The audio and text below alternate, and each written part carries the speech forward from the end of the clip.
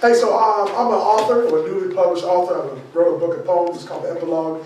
You can find me on Facebook at Jamaar Smiley, and then there's a little link in my Facebook, or you can find me on Instagram at Smiley_EXP. Also a traveling spoken word artist. So usually I do a little piece from my book, but I got asked recently to write a poem about the gentrification that's going on in Seattle, and they asked me to write it through the guise of water, and I mean essentially just water and gentrification, but they asked me to write it through the guise of water. So this is the poem I wrote.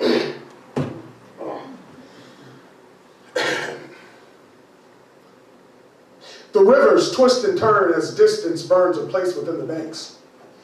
And the many greens that grow within, and life that passed from fish to fin, now move through channels thick and thin, till only few are known and hold a face within the ranks. And now the face of rivers burn, move through the phases of live and learn, and life that passed will miss a turn, and fishes skip the history, with fire water sipped as tea, and time we know will pass and flow as watered down as tonic. At times, the many greens that grow would filter life to clean the soul. The river streams will teem and glow to show the sky a scene of wonder. Clouds apart remain asunder. Once equipped, we come legit, but now the distance burns in numbers, and anything that lives in thunder once was supersonic. The city was our river, and it contained all the hopes and dreams that one desires. And each domain that filled with life, and every pulse that moved the sky was snatched up out the river. And now the bank remains in fire. The city was our river. And we swam from west to south. But as the gentrifier spreads, we watch and stand powerless as the pressure is applied through time. We are Chinook.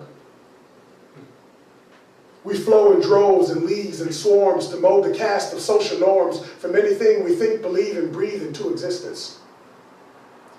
We are Chinook. Through ancestral plains before my birth, we bring life to everything we touch. There would be no river without us. Because pain and war and segregation fuel the flames that light my spirit, and like a beacon from the night we dance and praise and sing to lobster, shrimp, and crab across the world and nation hear it. And fish will come from leagues away in droves and swarms to show out. And once we get together, we shine bright as the sun. And from light comes life, until the scavengers come. With all their hidden agendas and passive aggression, as they starve at the basin, asking for lessons. And they haven't eaten in days until we feed them. And they love what we've done to the place, how we look, how we eat, and how we act, so they want to learn more from our ways. And we believe them. Now we just keeping it old school and feeding them soul food, acting in goodwill, so they get in the clothes too. But as we giving them the soul, they're still digging for some more, taking everything they can to give it back to their own kind. Because scavengers will never last. They survive off appropriation.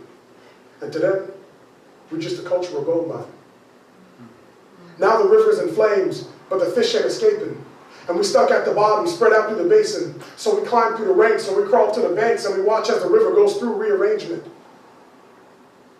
We are Chinook. We go hand in hand with live and learn to watch the face of rivers burn, and if the river falls, we are the first to pay the homage. But as the rivers twist and turn, we live inside of mystery, and all will know the history within the river's faces face the fate of the Duwamish. The city was our river, and it flowed through many seasons of the rain, carrying the hopes of Sir Mix-a-Lot and Jimi Hendrix, mixed with Ezel's bones and the smooth tones of Quincy Jones as it roams from the South End to the Central District.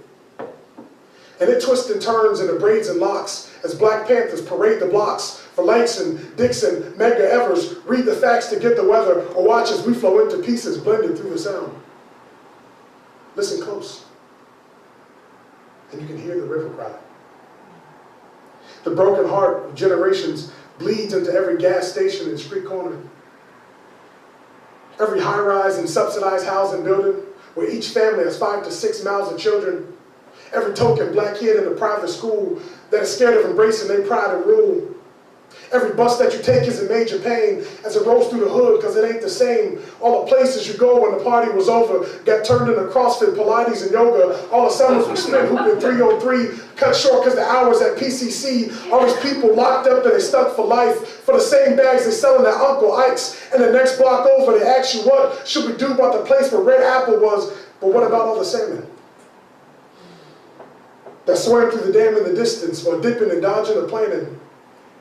Turning through currents and moving through wire, while twisting and turning and burning desire, inspired by legions of doom of the century, empathy enters the river as mystery, mixing with Mr. Miyagi and Oteriyaki and Saki and pockets of Holly Street. Honestly, we let the fire defeat us by helping the ember grow into a fetus, to feed us the flames of rivers and banks that crumble with pressure and time. And if we continue to fuel this flame and not stand together to build on our trust, then all the pain and tears through all these years will be packaged and sold at Starbucks. Peace.